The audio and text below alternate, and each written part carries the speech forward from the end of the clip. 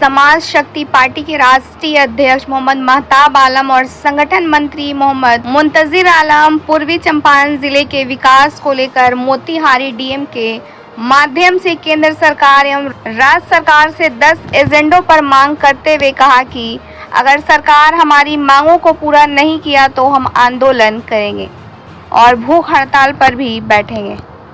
Bureau report, Bihar दर्शन।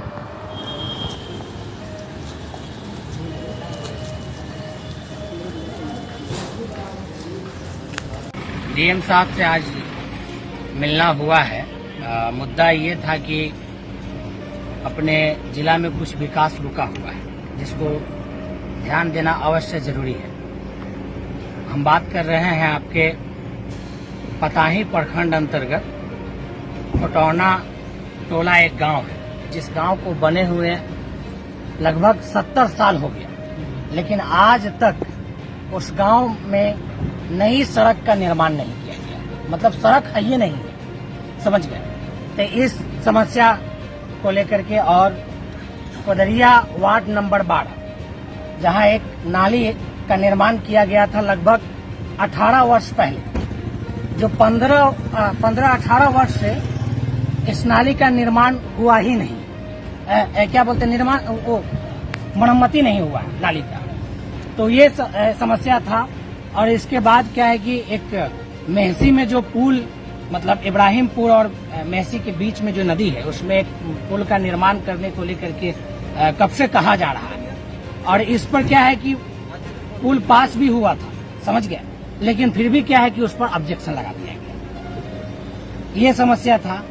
और इसके साथ क्या है कि आप चिरैया प्रखंड अंतर्गत दीपही से लेकर के चिरैया तक आप देख सकते हैं कि वहां का भी रोड बहुत बुरा है।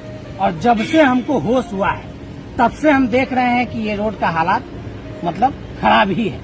तो उसका कोई मरम्मती का कार्य नहीं हो रहा है। यानी इस सब मुद्दा को लेकर के हम यहाँ क्या बोलते डीएम साहब से मिले हैं। और एक और था जो बहरवा लखन सेन को जिला घोषित करने का हम मांग किए हैं। यानी चकिया, ढाका और पकड़ी दयाल 3 अनुमंडल को मिला करके बहरवा लखन सेन जो गांधी जी का आश्रम था, मतलब उस नाम से एक जिला घोषित करने का डीएम साहब की तरफ से आश्वासन मिला है कि भाई जो मतलब जो मुद्दा जो मैटर पे मतलब हम मांग किया है, उनका कहना है कि ठीक है, हम तुरंत इसका क्या है कि संबंधित विभाग को हम भेजते हैं और क्या बोलते कि आपके मांग को हम पूरा करवाएंगे। बाढ़ग्रस्त भी रहा है, इससे संबंधित भी पूछना है।